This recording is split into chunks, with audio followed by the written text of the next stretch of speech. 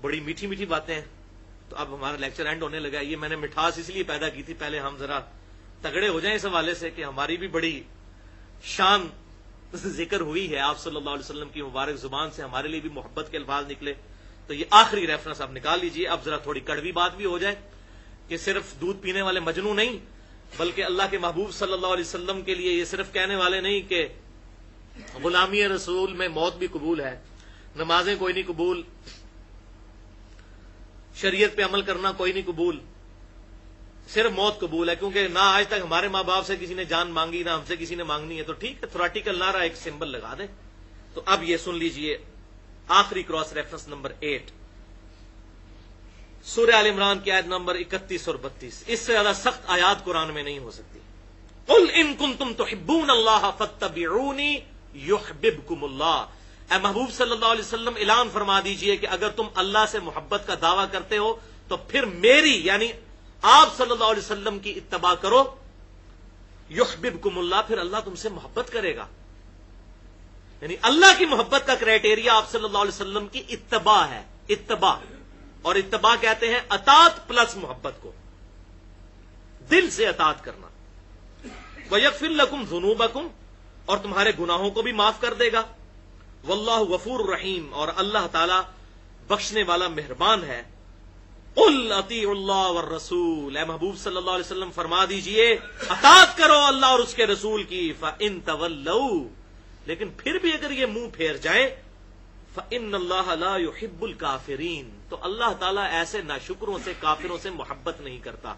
عملاً تو پھر وہ کافر ہی ہے جو اللہ اور اس کے رسول کی اطاعت نہ کرے. عقیدے میں اگرچہ مسلمان رہے گا، عملاً وہ کافر ہوگا. اسی کا وہ ذکر ہے من ترک الصلاۃ متعمدا فقد کفر، سنن نبی داؤد میں، جس نے جان بوجھ کر نماز چھوڑی اس نے گویا کہ کفر کیا. عملاً تو کفر. مسلمانوں، صحیح مسلم کتاب الایمان میں حدیث ہے کہ بندے کے اسلام اور کفر کے درمیان فرق ہی نماز ہے. تو عملاً تو وہ کافر ہو گیا، عقیدے میں اب مسلمان ہے. اور یہ بھی ایک جو ٹوٹا پھوٹا عقیدہ ہے، یہ بھی کسی وقت اللہ تعالیٰ معاذ اللہ سلب کر سکتا ہے بد اعمالیوں کے سبب.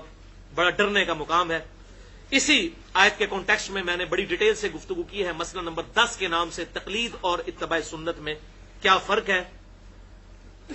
اور وہ جو اس سے پہلے آیت گزری تھی یتلو علیہم آیا لقد من اللہ علی المؤمنین اذ بعث فیہم رسولا، اس کے کانٹیکسٹ میں مسئلہ نمبر 2 کے نام سے تقریباً 1 گھنٹے کی گفتگو موجود ہے. صرف قرآن اور صحیح حدیث ہی کیوں ضروری ہے. بال اس آیت پہ میں ایک جملہ بولوں گا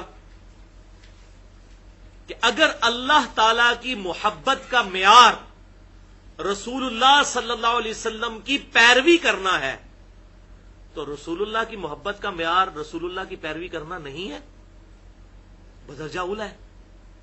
کیونکہ اللہ تعالیٰ فرما رہا ہے ان سے کہو اگر تم اللہ سے محبت کرتے ہو تو رسول کی اتباع کرو. تو بھائی رسول سے جب محبت کریں گے پھر کس کی اتباع کریں گے؟ رسول کی. جب اللہ کی محبت کا معیار رسول اللہ صلی اللہ علیہ وسلم کی محبت ہے، آپ کی پیروی ہے، تو آپ صلی اللہ علیہ وسلم کی محبت کا معیار بھی آپ صلی اللہ علیہ وسلم کی پیروی ہے. آخر میں آنکھیں کھولنے والی حدیث بیان کروں گا، آئی اوپننگ. اور یہی وہ حدیث ہے جو لوگ آدھی بیان کرتے ہیں، جس نے لا الہ الا اللہ پڑھا وہ جنت میں چلا جائے گا. صحیح بخاری انٹرنیشنل نمبرنگ کے مطابق 7280، کتاب الاعتصام بالکتاب والسنہ چیپٹر میں امام بخاری کا پورا باب باندھا ہے انہوں نے آخر میں جا کر کتاب التوحید چیپٹر سے پہلے. کتاب الاعتصام بالکتاب والسنہ، کتاب و سنت کو مضبوطی سے پکڑنا. اس چیپٹر میں انٹرنیشنل نمبرنگ کے مطابق 7280 نمبر حدیث ہے صحیح بخاری میں کہ آپ صلی اللہ علیہ وسلم نے فرمایا میری ساری امت جنت میں جائے گی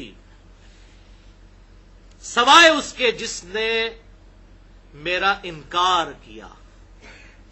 اب انکار آپ سمجھ رہے ہوں گے شاید آپ کو رسول نہ مانا. صحابہ نے کہا من ابا یا رسول اللہ صلی اللہ علیہ وسلم، کس نے آپ کا انکار کیا؟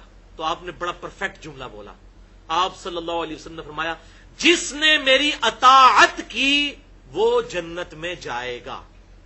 جو حدیث شروع ہوئی تھی کہ میری ساری امت جنت میں جائے گی، کون سی؟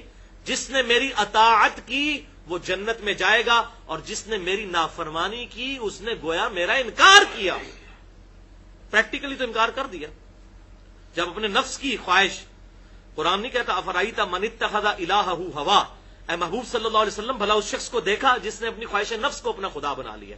قرآن تو اس سے بھی بڑا فتویٰ لگاتا ہے جو خواہش نفس کی پیروی کرتا ہے اللہ اور اس کے محبوب صلی اللہ علیہ وسلم کے احکامات کے مقابلے پر، وہ تو خدا بنا رہا ہے، الہ بنا رہا ہے اپنی خواہش نفس کو۔